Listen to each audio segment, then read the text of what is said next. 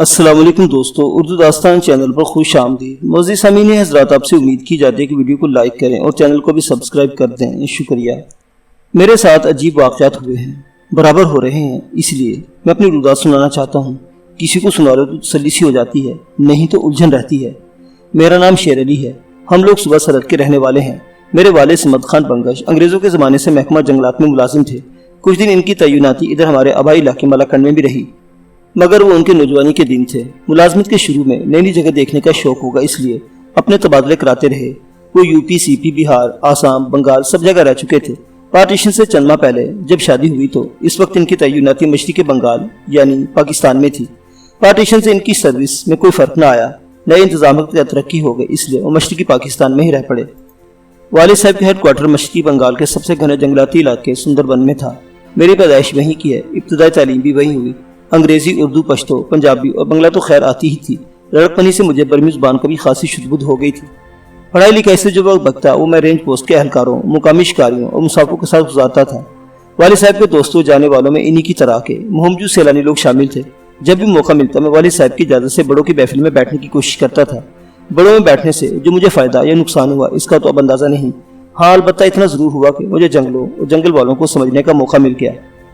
کسے معلوم تھا کہ یہ معلومات بلکہ علم ساری زندگی میرے کام آتا رہے گا؟ کسے معلوم تھا کہ بھرپور شہری زندگی بسر کرنے کے ساتھ ساتھ وقت پڑنے پر مجھے جنگلی جانور کی طرح کبھی شہر کبھی ویرانے میں رہنا ہوگا؟ کسے معلوم تھا کہ جب تک زندہ ہوں یہی سلسلہ رہے گا؟ بچپن، لڑکپن، اعتبار کا زمانہ ہوتا ہے، آدمی آسانی سے سنی سنائی پر یقین کر لیتا ہے، مگر میرے ساتھ ایسا نہیں تھا۔ میری تربیت جس ماحول میں ہوئی تھی اس میں وہم، ڈر اور خوف کی گنجائش نہیں تھی۔ توہم پرستی پھر کس بات کی؟ آدھی رات کو بھی اگر کوئی مجھے رینج پوسٹ کے کمپاؤنڈ کے باہر جنگل میں جانے کو کہتا تو میں ایک ٹارچ اور رپٹی سنبھال کر نکل پڑتا تھا۔ مجھے معلوم تھا کہ جنگلی جانور سے اور کیڑے کاٹنے سے کس طرح بچا جاتا ہے، اور میں خوب جان رہا کہ بھوت پریت اور دوسری سب بلاؤں کا کوئی وجود نہیں، پھر ڈر کس بات کا؟ بنگال تو جادو کے لیے مشہور ہے۔ بہت سے بنگالی دوست والد صاحب کی یہ بات سن کر چپ ہو جاتے، کہتے جو بھی ہو بنگائی صاحب، ہم نے تو جیسا سنا تھا تمہیں سنا دیا۔ اپنی ہمت کی بات ہے کہ بنگال میں بیٹھے ہو اور جادو سے انکار کرتے ہو۔ میں بھی اپنے باپ کی طرح انکار کرتا تھا، لیکن آگے چل کر میرے ساتھ جو ہوا اور جب تک زندہ ہوں ہوتا رہے گا، اس کے بعد میں کیسے کہہ سکتا ہوں کہ جادو کی کوئی حقیقت نہیں؟ مگر کچھ بھی کہنا قابل از وقت ہے۔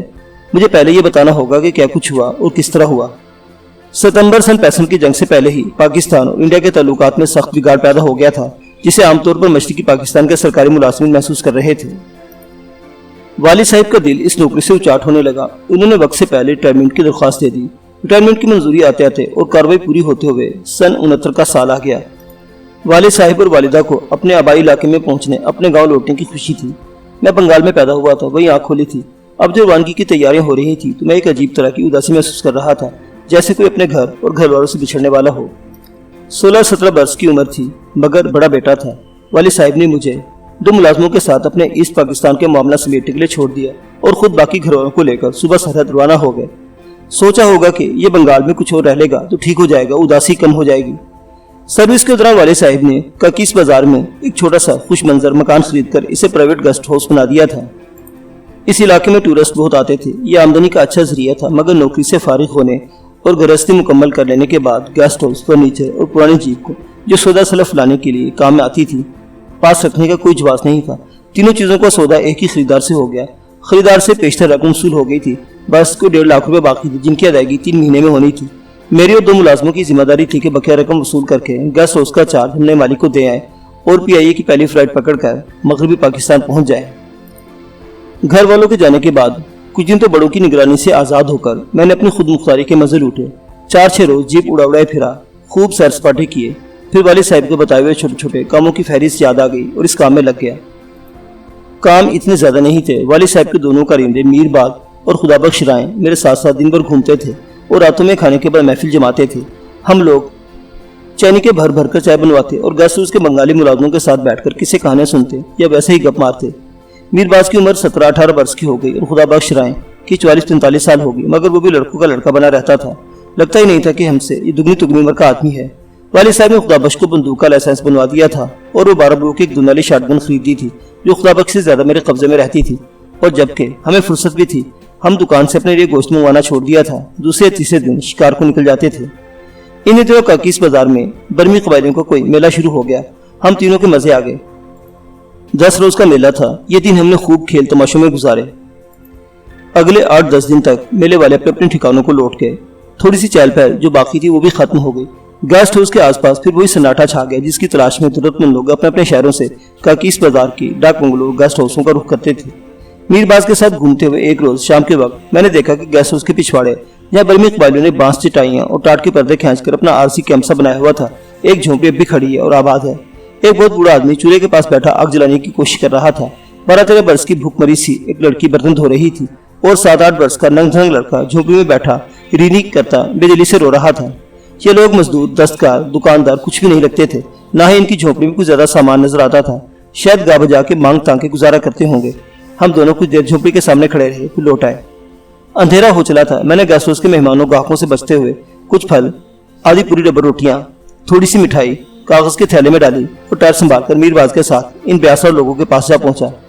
चूल्हे पर हांडी चढ़ा दी गई थी, झोंपड़ी में दिया जल रहा था और छोटे लड़के ने रोना बंद कर दिया था। हमें आता देखकर बूढ़ा चूल्हे के पास से उठा, आगे आया। मैंने थैला बढ़ा दिया और इसकी अपनी जुबान में कहा, लो ये हम तुम्हारे लिए लाए हैं। मुझे अपनी जुबान में सुनकर बूढ़ा खुश हुआ और हैरान भी, मुस्कुराकर पूछने लगा, क्या है? मिठाई, फल हैं, बच्चों को दे दो, डबल रोटी भी है। बूढ़े ने हाथ उठाकर दुआ दी, खुश रहो, हमारा इतना ख्याल किया, अच्छे रहो, मगर किसी से ले नहीं सकते, कुछ भी नहीं, अपना खुद पकाते खाते हैं। मैंने कहा, यह ना तुमने मांगा है ना हम भीख दे रहे हैं, एक तरह से तुम हमारे पड़ोसी हो, छोटे बच्चे के लिए फल ले लो। कहने लगा, अच्छा लाओ फल दे दो। मैंने थैले से सब फल निकालकर इसे दे दिए। अब जब वो झोंपड़ी से बाहर आया तो 3-4 हाथ लंबा लकड़ी का एक कंधा घसीटता लाया और बोला, बैठ जाओ दोनों, मैं चाय बना रहा हूँ, पी कर जाना। चाय क्या थी, पानी में गुड़पत्ती डालकर खूब पका लिया गया था, ऊपर से थोड़ा सा नमक डाल दिया था। मिट्टी के प्यालों में चाय देकर बूढ़ा अंदर अपने बच्चों के पास जा बैठा और शायद चावल की रोटियां इस चाय में भिगो कर खाने लगा। मैं और मीरबाज चाय पीकर बूढ़े से सलाम दुआ करके वापस आ गए। गुर्बत और बेसरो सामानी तो मैंने अपने आसपास बहुत देखी थी, मगर इतने रख रखाव के साथ इसे बस्त करते हुए पहली बार किसी को देखा था। बहुत मुतासिर हुआ। मैं 2-3 दिन बाद बचे हुए फल और सब्जियां पहुंचाता रहा। 1-2 बार मैंने इसे चावल दाल भी दिया। बूढ़े से अच्छी खासी दोस्ती हो गई। वो लोग मदारी थे, मेले ठेले घूमकर गुजरोकात करते थे। 4-5वें दिन बूढ़ा पूछने लगा, तुम ये फल सब्जी रोज रोज क्यों लाते हो? मैंने कहा, तुम्हारे बच्चे खा लेते हैं। दूसरे-तीसरे दिन ये सब्जी फल हमारे मेहमानों के काम के नहीं रहते, कुछ हमारे नौकरों के और हमारे काम आ जाते हैं, कुछ तुम्हें दे देते हैं, इसमें क्या हर्ज है? कहने लगा, नहीं हर्ज कोई नहीं, बस मुझे परेशानी दुखी है कि बदले में हम लोग तुम्हें कुछ नहीं दे सकते। मैं इसकी बात पर हंसने लगा और बोला, क्या करें, हम ऐसे ही हैं, भूख सहली जाती है, पर यह दुख परेशानी कि हम तुम्हारे काम नहीं आ सकते, तुमसे बराबर कुछ न कुछ ले जाते हैं, देते कुछ नहीं, ये दुख बहुत भारी है, क्या करें? मैंने कहा, तुम लोग यहाँ मेले में खेल तमाशा करने आए थे, अगर बासी सब्जी फलों के बदले, अनाज दाल नमक के बदले मैं कभी खेल कूद दिखा दिया करो तो तुम्हारी भी तसल्ली हो जाएगी, हम भी खुश हो लेंगे।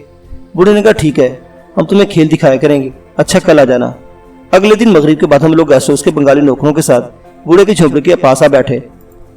अलाव की रोशनी में बूढ़ी और उसकी पोती ने हमें बच्चे जुमरे वाला, गोले निगलने का और स्टील के छल्ले उलझाने सुलझाने का खेल दिखाया। आम से तमाशे थे, मगर मैंने, मीरबाग और खुदाबख्श राय ने हर आइटम पर खूब तालियां बजाई। बंगाली बैठे जमाइयां लेते रहे, जाहिर है इनके लिए कुछ नया नहीं था। हम तो खैर बूढ़े का दिल रखने को तालियां बजा रहे थे। बंगालियों ने 1000 बार के देखे हुए इन बेरंग तमाशे का और बूढ़े की पुरानी दोहरानी नकलों का सरगोशी में मजाक उड़ाया। मुझे तमाशा दिखाकर बूढ़ा थक कर बैठ गया। लड़की ढोलक पर बंगला जुबान की मदारी वाले गीत सुनाने लगी। इसकी आवाज में दम ही नहीं था जो हमारे साथियों को कुछ पसंद आता। थोड़ी देर बाद बूढ़े ने हाथ उठाकर इसे रोक दिया। मुझसे आहिस्ता से बर्मी में कहा, किसी को अच्छा नहीं लग रहा, बस अब रहने दो, आप लोग जाओ।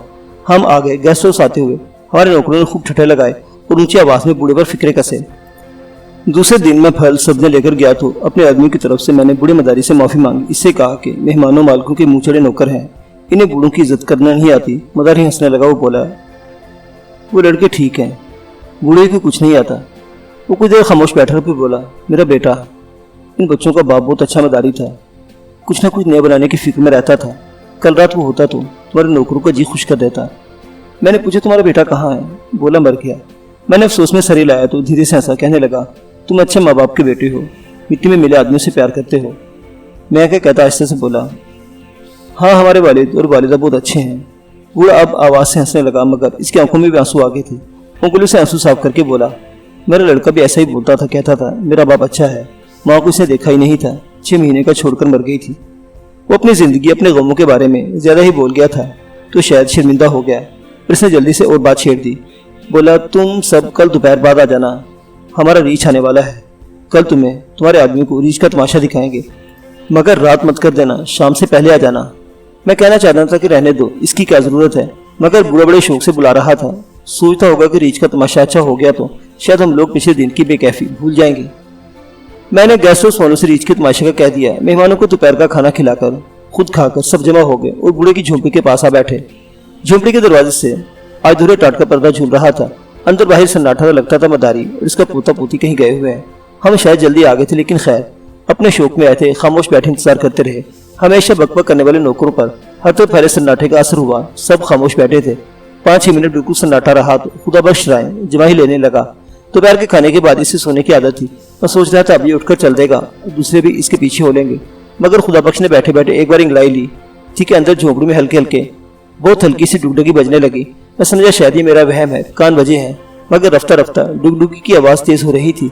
खुदा बख्श की जमाई और इंगलाई रुक गई। कुछ हो रहा था, तमाशा शुरू होने वाला था। मिनट 2 मिनट में डुगडुगी की हल्की आवाज रफ्ता रफ्ता बढ़कर इतनी गूंजने लगी कि गैस हाउस का पिछवाड़ा, टीले, दरख्त सब इसकी आवाज से जैसे झुंझुना उठे। झुंपड़ी का पर्दा लर्ज रहा था। मुझे यूं लग रहा था कि आवाज की लहरों से लर्जते पड़ते ये पर्दा फट जाएगा और तार तार होकर बिखर जाएगा। अचानक ही झोंपड़ी का पर्दा चाबू के कड़के की तरह चटका और बाहर आन गिरा।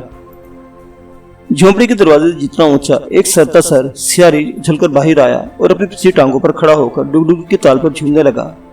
हमारे छोटे से मजमे ने हा की आवाजें निकाली। ये हैरत और मरूबियत की आवाज से इतना शानदार कदावर रीछ हम में से किसी ने देखा नहीं होगा। खुदा बख्श राय ने भी नहीं, हालांकि इसकी उम्र जंगलों में गुजरी थी। रीछ की रस्सी डुगडुगी लड़की के हाथ में थी। इसके बीच में जो डुगडुगी की तेज ताल पर नाचता हुआ 7-8 वर्ष का इसका भाई झोंपड़ी से बाहर निकल रहा था। देव की तरह 2 टांगों पर झूमता हुआ एक रीछ था और वो दोनों पोता पोती थे, और बस इनके साथ इनका दादा मदारी नहीं था। हम में से हर एक ने गर्दन बढ़ाकर बाज ने जगह बदलकर झोंपड़ी में झांक कर देखा। टाट, गुदड़ियों, एक ढोलक, मिट्टी और एल्युमिनियम के 6-8 बर्तनों और मिटमरे रंग की टीन की पेटी के सिवा झोंपड़ी खाली थी। मैंने हैरत से अपने साथियों को और उन्होंने हैरानों को मुझे देखा। इतने बड़े रीछ को 12-13 वर्ष की लड़की नचा रही थी, तो क्या ये 2 बचूंगड़े तमाशा दिखाएंगे? लड़की ने जुनूनी की तरह डुगडुगी बजाते मुख्तसर से इस भीड़ के घेरे में चक्कर लगाया। फिर वो बीचों बीच खुले में सर उठाकर खड़ी हो गई और रीछ की रस्सी सर से गुजारते हुए अपने से चौगने बल के 6 गुना डेल डोल के इस जानवर को चक्कर खिलाने लगी। इसकी डुगडुगी जमे हुए ताल पर बजे जा रही थी। बिसोरती शक्ल की इस दुबली पतली लड़की में उस वक्त की जैसी खुदेतमाती ऐसा तीज दिखाई दे रहा था कि हम जो रीछ का डेल डोल, इसका वैश्य अंदाज देखकर ही मरूब हो गए थे। अब इस अजूबा लड़की को तके जा रहे थे। जिस तरह अचानक पर्दा बाहर फेंकता हुआ रीछ खुले में आया और इसी तरह एकदम इसका खेल शुरू हो गया। रीछ नाचने ही लगता, लगता है कोई माहिर बाजीगर अपना करतूत दिखा रहा है। लड़की ने डुगडुगी की ताल बदली और आहिस्ता आहिस्ता कुछ कहा जो न बर्मी में था, न बंगला में, न रीछ से कुछ कहा गया था, न छोटे लड़के से, मगर जो दोनों के लिए कुछ इशारा था। लड़का कलाबाजी लगाकर रीछ के सामने आया और रीछ ने इसे नरमी के साथ मगर फुर्ती से उछाल दिया और अपना देव का पंजा बढ़ाकर कपड़े की गुड़िया की तरह इसे हथेली पर ले लिया और फिर एक हथेली से दूसरी पर उसे उछालता संभालता रहा। मजाल थी जो देखने वाले पलक भी झपक सकते। 1-8 मिनट में इस जिंदा गेंद से खेलने के बाद रीछ ने एक बार गूंजदार आवाज निकाली और लड़की ने ताल बदल दी। रीछ ने नरमी से लड़की को अपने सामने उतार दिया था। रीछ अब ताल के साथ साथ कदम रखता था, फिरकी की तरह घूमता हुआ चक्कर लगा रहा था। चक्कर पूरा कर चुका तो लड़की की आवाज का इशारा देकर वो खुद बैठ गया। लड़की रीछ की पीठ से पीठ मिलाकर बैठी। इसके बैठते लड़का दौड़ता हुआ आया। आहिस्ता से अपनी बहन के घुटनों पर पैर रखता इसके शानों पर से नीचे छुआ ताकि जैसे सीढ़ियां चढ़ रहा हो। वो रीछ के कंधों पर जाकर खड़ा हुआ। दोनों पैर रीछ पर जमाए, हाथों से इसके सर के बाल थामे वो जमा खड़ा था। रीछ उठा और अपनी पिछली टांगों पर तकरीबन उछलते हुए इसने एक बार फिर दूसरा तीसरा चक्कर लगाया। जमीन से इतनी ऊंचाई पर छोटा लड़का उछलते हुए रीछ के पैर जमाए खड़ा था। जरा भी वो जो डरा हो या झिझका हो, लड़का लड़की रीछ तीनों ऐसे करतूत दिखा रहे थे जो कहीं किसी ने न दिखाए होंगे, कभी किसी ने न देखे होंगे। वो देर तक वो तीनों खेलकूद दिखाते आपस में खेलते रहे। क्या कोई आदमी नट का तमाशा दिखाता? वक्त गुजरता मालूम न हुआ। बूढ़ा मदारी आखिर तक आया ही नहीं। दोनों बहन भाई और रीछ ने यह हैरतनाक तमाशा पूरा किया। 1 मिनट के लिए भी मदारी की कमी महसूस न हुई।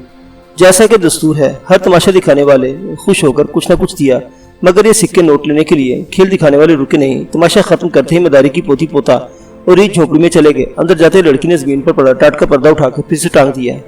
हमने चूल्हे के पास पड़े मिसाला पीसने वाले पत्थर पर सब सिक्के नोट रख दिए और मस्त मगन जैसे ख्वाब के आलम में चलते हुए वापस गेस्ट हाउस आ गए। रात बहुत देर तक मुझे नींद न आई। मदारी के पास जब ऐसा सिधाया वो रीछ था और बच्चे इतने माहिर थे तो उसने पहले दिन गोलो छल्लो वाला इतना फुसफुसा खेल क्यों दिखाया? रीछ नहीं आया तो एक दिन रुक जाता। जैसे तैसे काम निपटाकर मैं सवेरे ही मदारी की झोपड़ी पर पहुंच गया।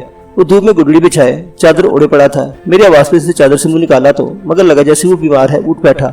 मैंने कहा, कल तुम कहाँ थे? वाह वाह वाह, ऐसा बढ़िया खेल दिखाया है तुम्हारे रीछ ने, वो लड़का लड़की ने। हमें जरा भी अगर मालूम होता तुम आसपास के डाक बंगलों, रेस्ट हाउस के नौकरों, बल्कि मेहमानों तक को खबर कर देते। वो बोला, खबर? किस बात की खबर? यही कि आ जाओ, दुनिया का सबसे अच्छा तमाशा हो रहा है। मदारी धीरे से मुस्कुराया। अच्छा, तुम्हें पसंद आया खेल? पसंद क्या मतलब? मैंने जोर से कहा। मेरे आदमी तो पागल हो गए और मैंने ऐसा तमाशा कभी आज तक नहीं देखा। वो धीरे से बोला, चलो अच्छा, वो पसंद आ गया। वाह वाह, क्या सिखाया तुमने रीछ को। अपने बच्चे को लगता था ये वो बच्चे ही नहीं है।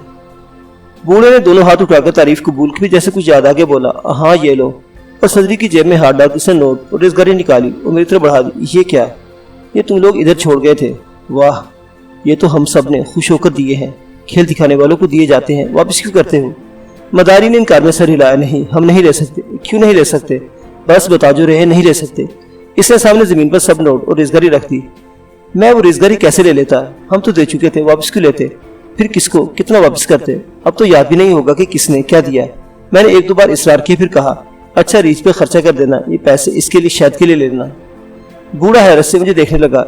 एक ही बात है, रीछ को भी नहीं दे सकते। तो कुछ सोचकर बोला, ये तुम किसी को खैरात कर देना। खैरात? चलो हमारी तरफ से कर देना।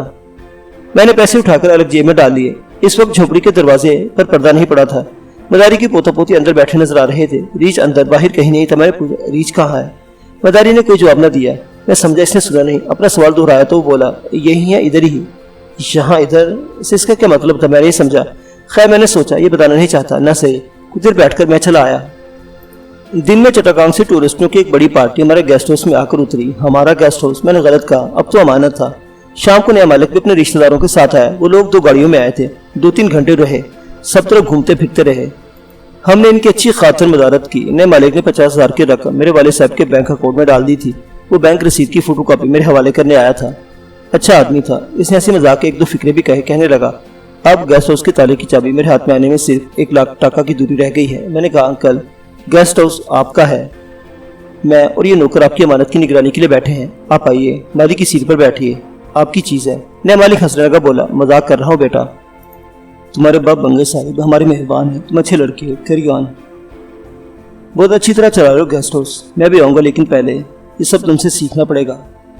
हमारा स्टाफ रात में देर तक मसरूफ रहा था। मुझे भी जागना पड़ा था। थक कर सो रहा। रात में किसी वक्त आँख खुली, कहीं कोई गैर मामूली बात हुई थी।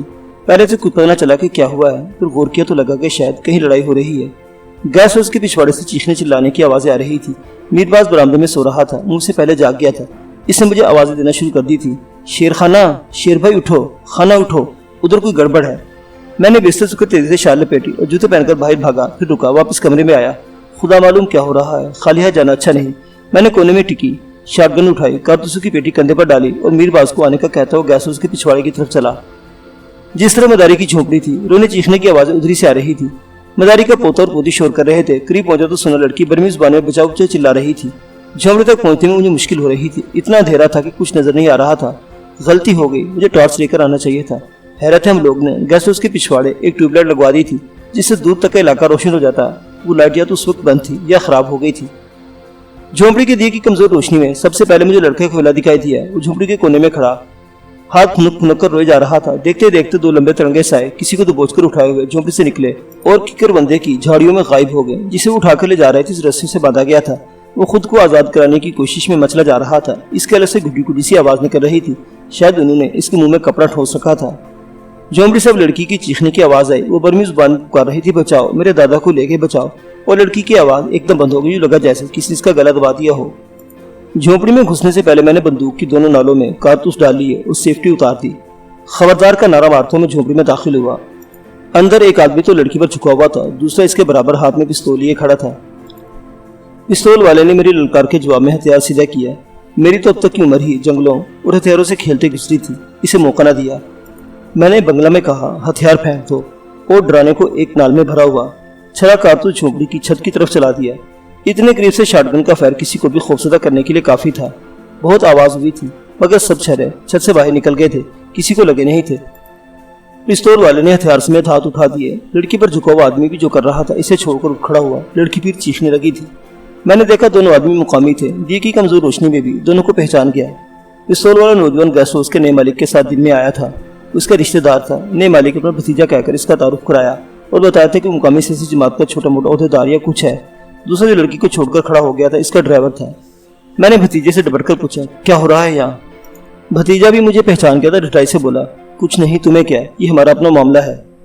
उधर झोपड़ी के दरवाजे पर मीरबाज भी पहुंच गया। मैंने इसकी आवाज़ सुनी, शेर अली खान, मैं आ गया हूँ, परवाह नहीं। मैंने हाथ बढ़ाकर भतीजे से पिस्तौल लेना चाहा। इससे अपना हाथ पीछे हटा लिया और बंगला में गाली दी।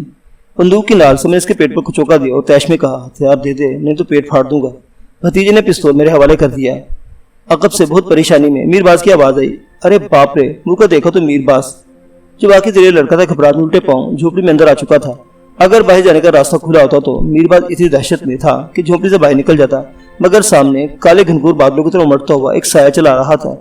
खुदा की पनाह, ये क्या है? कोई बला, शैतान? मगर नहीं। झोपड़ी के दरवाजे में अपने सीने से गुटी गुटी सी गूंजदार आवाजें निकालता हुआ मदारी का रीछ खड़ा था। लड़की ने पहली बार हलक से खुशी की आवाज निकाली, उठकर खड़ी हुई। रीछ, जिसका सर झोपड़ी की छत को छू रहा था, अपने भारी भरकम पंजे फैलाकर मीरबाज की तरफ बढ़ा। मैंने बंदूक सीधी कर ली। लड़की ने चीखती आवाज में कहा, ना ना ना, और रीछ मीरबाज की तरफ बढ़ने से रुक गया। इसके आगे मैं खड़ा था। रीछ ने अपनी छोटी रोशन आंखों से मेरी तरफ देखा, सर हिलाया, यूं लगा जैसे वो इनकार में सर हिला रहा हो। फिर इसने मेरी तरफ से तवज्जो हटा ली। अब वो हमलावरों की तरफ पंजे खोले बढ़ रहा था। लड़की ने जैसे रीछ को बढ़ावा दिया, हा हा हा, वो आ। रीछ ने जैसे अपने मुंह से कोई कपड़ा ठोस रखा था, गूंजता हुआ बदमाश भतीजे और उसके ड्राइवर की तरफ चला। वो दोनों रीछ को देखे जा रहे थे।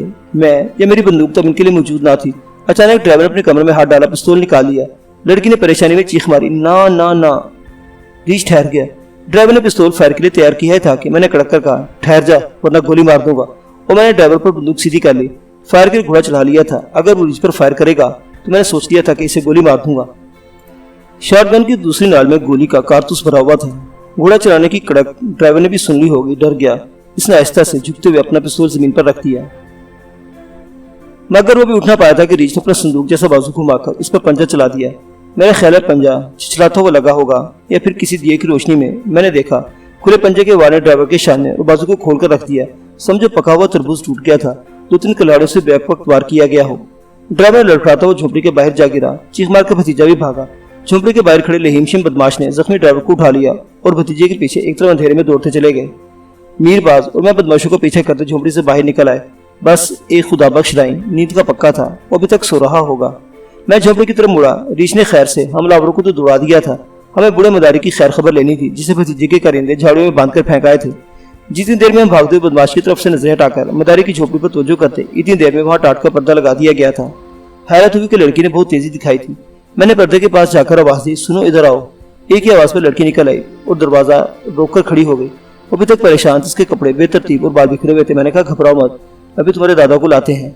लड़की खिलाते हुए बोली, वो इससे दरवाजे के सामने पर्दा थामे खड़ी थी। मैंने भी तसल्ली दी और कहा कि मैं इसके दादा को लेकर आ रहा हूँ, वो परेशान ना हो। लड़की ने इनकार में सर हिला, मत जाओ। फिर रुककर बोली, दादा अंदर है। इसकी बात समझ में ना आई, अंदर? मगर मैंने तो देखा बदमाश इसे किकर बंदों की झाड़ू की तरफ ले गए थे। इससे पहले कि मैं कुछ कहता पूछता, झोपड़ी के अंदर से बूढ़े की खांसने की आवाज आई। इसने कमजोर आवाज में मुझे पुकारा था, बाबू। मैं लड़की को हटाता हुआ झोपड़ी में दाखिल हो गया। अंदर बूढ़ा बदारी मौजूद था, रीछ नहीं था। वो तो तुम्हें झाड़ू में डाल आए थे। हैरत से ज्यादा मैंने इस बार गुस्से में किया। वो बोला, हाँ, यहाँ किस पल में आ गए तुम? हमने तुम्हें उधर आते नहीं देखा। और रीछ कहाँ है? बूढ़ा चादर लपेटे टाट के टुकड़े पर लेटा धारे वाले चीथड़े से अपना हाथ खूब रगड़ रगड़ साफ कर रहा था। मैंने देखा इसके दाएं हाथ पर खून लगा था, मगर वो जख्मी नहीं था। धारे वाले चीथड़े को मैंने पहले भी देख चुका था। मैंने कपड़ा रीछ के मुंह में ठुसा हुआ देखा था। कपड़ा तो था, रीछ नहीं था। इसके बजाय कहीं से बूढ़ा मदारी आ गया था और बूढ़ा बहुत निढाल, बहुत थका हुआ था। मेरी उलझन बढ़ती जा रही थी। मैंने फिर पूछा, तुम झोपड़ी में कैसे, किस वक्त आए? हम तो सामने खड़े थे, हमने तुम्हें आते नहीं देखा। तो बूढ़े मदारी ने कमजोर आवाज में कहा, बाबू अपने आदमी को वापस भेज दो, सबको भेज दो। मैं किसी को नहीं भेजूंगा। क्या हो रहा है ये सब? कौन लोग थे वो? और तुम कौन हो तुम? वो बोला, बता दूंगा, सब बता दूंगा। इधर पंचायत की जरूरत नहीं, तुम दूसरों को हटा दो, बात ऐसी है। बूढ़े के लेजे में बेचारगी थी। मेरा गुस्सा खत्म होता जा रहा था। मैंने बाहर जाकर अपने आदमी को समझा दिया और वापस भेज दिया। मीरबाज अलबत्ता मेरी बंदूक और बदमाशी से चिन्ह हुए पिस्तौल संभाले झोपड़ी से कुछ देर बैठा रहा। मैं वापस आया तो देखा लड़की ने बूढ़े की पिछात के करीब मेरे बैठने की लकड़ी का कुंदा डाल दिया था। हाँ, क्या बात है? मैंने पूछा, बताओ। बूढ़ा कहने लगा, बाबू बात कुछ लंबी रही। ये ड्राइवर भी बर्मा से आया, हमारे इलाके का है। मुश्किल के दिनों में कभी मेरे बेटे ने इससे 2000 का उधार लिया था। ادھار لوٹانے کا موقع نہ ملا، بیٹا گزر گیا، یہ ادھر بنگال میں الٹے سیدھے دھندوں سے کماتا رہا، ہم اسے ادھار لے کر کھاتے رہے۔ میں بوڑھا آدمی، کوئی کام ہی نہیں ملتا تھا، ادھار کے پیسے زیادہ ہو گئے، اس کے گھر والے بولے ڈرائیور کو اپنی پوتی بیاہ دے، ادھار کا بوجھ بھی اترے گا، لڑکی بھی بس جائے گی۔ میں نے کہا پہلے دیکھوں گا کیسا آدمی ہے، لڑکی کو بیچنا تو نہیں۔ بات تو ٹھیک ہے، میں نے سر ہلا کر بوڑھے سے اتفاق کیا۔ وہ بولا تو بابو میں نے اس کا پتہ کرایا، معلوم ہوا یہ نشے باز ہے اور بھی برے دھندے کرتا ہے، ادھر یہ گھر کے چکر لگانے لگا۔ میں نے سختی سے روکا تو پھر بک بک کرنے لگا کہ میری رقم واپس کرو، نہیں تو لڑکی میرے ساتھ بیاہ دو، آگے بھی تمہارے خرچے اٹھاؤں گا۔ بس اسی سب جھگڑے کی وجہ سے یہ ادھر نکل آیا۔ آج یہ بدماشوں کو اور اپنے سیٹ کو لے کر لڑکی چھیننے آیا تھا۔ پہلے بھی ہم تینوں جنے چاٹ گام میں تھے، اس نے ایسے ہی ایک بار حملہ کیا تھا، خبر نہیں کیسے ہماری کھوج نکال لیتا ہے سور۔ میں نے اسے تسلی دی اور کہا اب نہیں آئے گا، ہمارے ریچھ نے کافی زخمی کر دیا ہے۔ مگر یہ ریچھ کیا ہے؟ میں نے سر جھٹک دیا، ذرا سختی سے مداری سے پوچھا، ہاں یہ بتاؤ یہ ریچھ کیا ہے؟ ریچھ کا؟ بوڑھے نے سر اٹھایا، میری طرف دیکھا مگر مجھ سے آنکھ نہیں ملا رہا تھا۔ ہاں ریچھ کا، جب تم ہوتے تو ریچھ نہیں ہوتا، وہ آتا ہے تو تم نظر نہیں آتے، یہ کیا قصہ ہے؟ اور اس ڈرائیور کو ریچھ نے پنجہ مارا تھا، یہ تم نے مارا تھا، تمہارے ہاتھ پر خون کیسے لگا؟ میں نے تابڑتوڑ سوال کرنا شروع کر دیا اور اچانک اس کا ہاتھ پکڑ کر کھینچا۔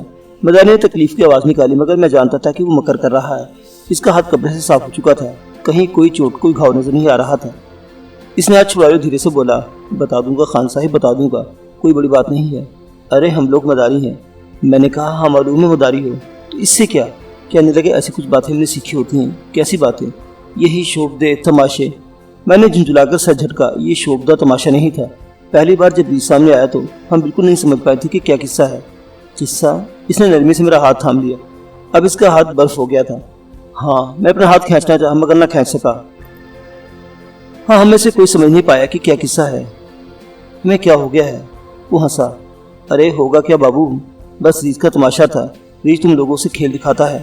سنو خان صاحب، ادھر میری طرف دیکھو، بات سنو میری، ابھی تم نے اپنی جان جوخم میں ڈال کر ہماری جان بچائی ہے، اگر تم بندوق نہیں داغتے تو اس پر گولی چلا دیتا، کوئی مارا جاتا، ہم لوگ پہلے تمہارے احسان کے بوجھ میں دبے تھے، تم نے آج ہماری جان بچا لی، مالک تمہیں جیتا رکھے، خوش رکھے، پھلتے پھولتے رہو، تم شیر علی سلامت رہو۔ مداری میری آنکھوں میں آنکھیں ڈالے برابر بولے جا رہا تھا۔ مجھے اس وقت بھی معلوم تھا کہ وہ ٹالنے کے لیے سب باتیں کر رہا ہے، مگر کیا کرتا، اس کی آنکھوں میں عجیب طرح کی روشنی اور اس کی آواز میں جیسے نیند لانے والی کوئی کیفیت تھی جو مجھے نہ سلاتی تھی نہ بیدار رکھتی تھی۔ اسے آنکھ بھی نہیں ہٹا سکتا تھا، اسے ٹوک نہیں سکتا تھا، برابر اس کی طرف دیکھے جانے، اس کی بات سنتے رہنے پر مجبور تھا۔ میں نے ہاں میں سر ہلایا، اچھا تو میں چلتا ہوں، سو جاؤ تم بھی سو جاؤ، میں جا رہا ہوں۔ اور میں اٹھ کر سیدھا گیسٹ ہاؤس چلا آیا۔ گیسٹ ہاؤس کی روشنیاں جل رہی تھیں، لوگ جاگ رہے تھے، 2-3 مہمان بھی اٹھ بیٹھے تھے، خدا بخش رائی جاگ اٹھا تھا۔ میں نے خدا بخش اور میر باز سے کہا سب سے کہو لائٹیں بجھا دے سو جائیں، سب ٹھیک ہے۔ خدا بخش بولا وہ تو ہم کہہ دیں گے، پر قصہ کیا تھا؟ میں نے کہا کچھ نہیں، ان کا آپس کا معاملہ تھا، رشتہ دار ہیں، شادی بیاہ کا کوئی جھگڑا تھا۔ خدا بخش بہت زبردست آدمی تھا، اس نے اٹھتے ہی شاٹ گن اور پستولوں کا چارج سنبھال لیا تھا۔ میر باز اس سے کہہ چکا تھا کہ میں نے شاٹ گن سے ایک فائر کیا ہے۔ میں سب کو جانے کا کہہ کر بستر پر جا لیٹا اور خود ایسی گہری نیند سویا کہ صبح 10:30-11 بجے جب پولیس نے گیسٹ ہاؤس کا گھیرا ڈالا اور ہر طرف شور شرابہ کیا تو میری آنکھ کھلی۔ میں نے کھڑکی سے دیکھا گیسٹ ہاؤس کے نئے مالک کی کار لے کر اس کا بھتیجا اپنے 2-3 گروہوں کے ساتھ پولیس والوں کے پیچھے آیا تھا۔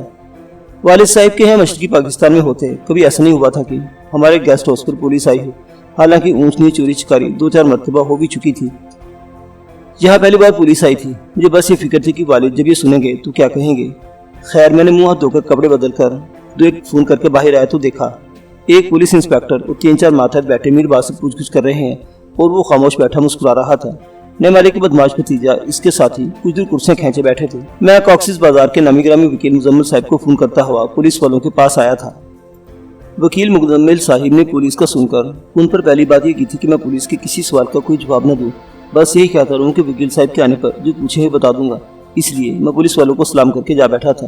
ان کے ٹوکتے ٹوکتے بھی میں نے میر باز سے پشتو میں 2-4 باتیں پوچھ لی تھی جس سے میری تسلی ہو گئی تھی۔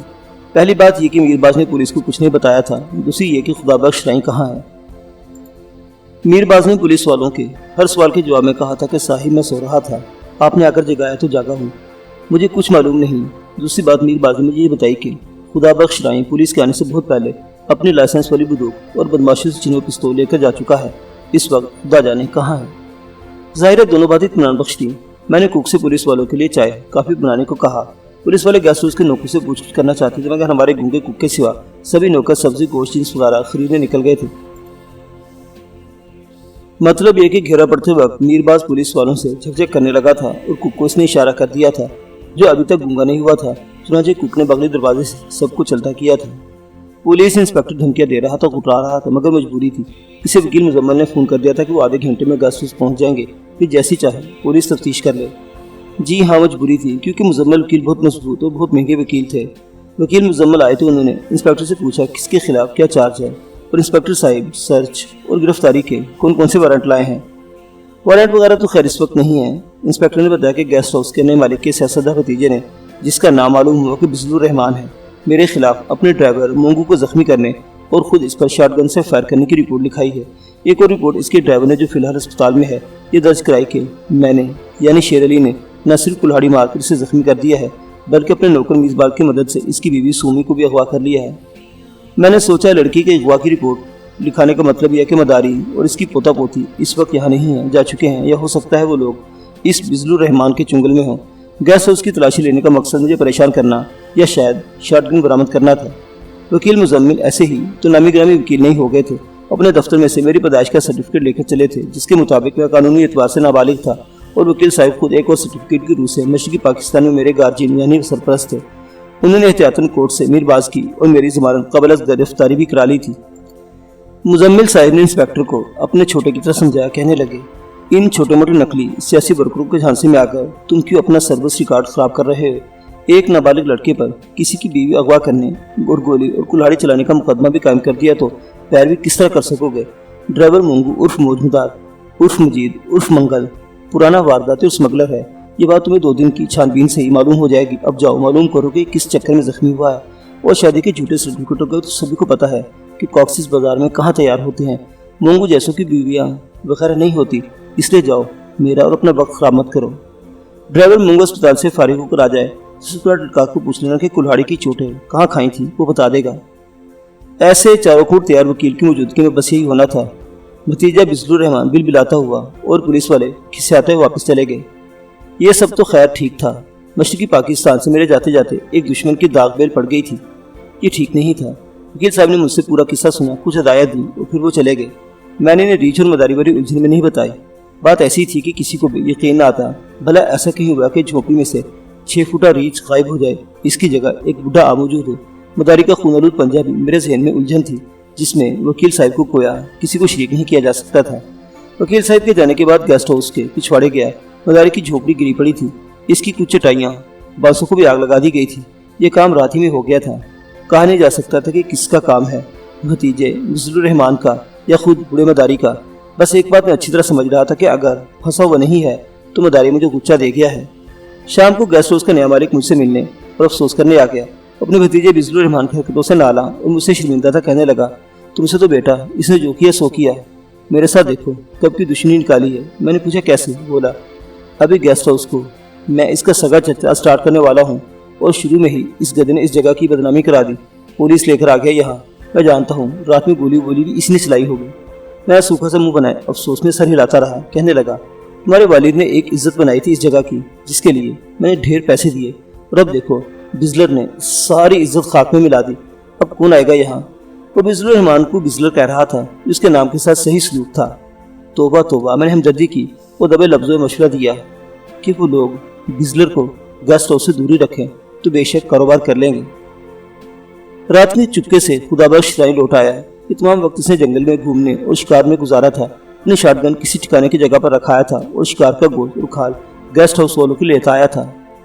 दिन के वाक़या सुनकर खुदाबख्श कहने लगा, शेर अली बाबू, मैं आपका खादिम इन बिजलुर रहमान जैसों को खूब समझता हूँ, इलाज भी करना जानता हूँ। बाबू तुम इधर गेस्ट हाउस में जमकर बैठो, जब तक मैं नहीं आ जाऊँ निकलना मत। 2-3 घंटे इधर गुजार के मैं जा रहा हूँ, कल किसी वेले रात में आऊँगा। मैंने पूछा, क्या करने जा रहे हो? कहने लगा, इधर भी हर टाइप के आदमी से सलाम दुआ है मेरी। मैं पता करके आता हूँ कि वो आगे क्या स्कीम बना रहा है, समझे आप, ये ज़रूरी है। मैंने कहा, क्या कोई और नहीं जा सकता? अभी आए हो तुम, वो तुम ही जा रहे हो। खुदाबख्श बोला, मुझे इस बिजलर ने, इसके बंदों ने कभी देखा नहीं है। मीरबाज को या दूसरे लोगों को वो पहचान लेंगे, समझे आप। ठीक है, मैंने सोचा जब दुश्मनी चल पड़ी हैं तो आगे का कोई बंदोबस्त करना ही होगा। वकील साहब अपनी कानूनी कार्रवाइयाँ करके चले गए थे और कह गए थे कि पुलिस से किसी भलाई की उम्मीद मत रखना, वो ख्वार होके गए हैं, वैसे उस वालों की मदद को आएंगे भी नहीं। मुअज़्ज़िज़ सामीन हज़रात, ये दास्तान अभी जारी है, बाकी वाक़यात अगली किस्त में देखते रहिए उर्दू दास्तान। अल्लाह हाफिज़।